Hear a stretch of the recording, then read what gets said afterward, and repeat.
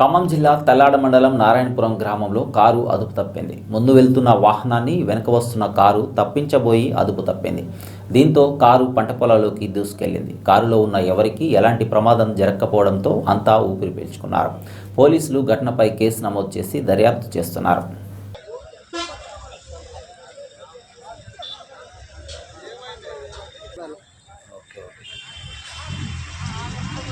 అందరూ కూడా చిన్న చెట్టు అదే అదే బొమ్మలు తగిలితే అంతే ఉంటుంది ఇంకా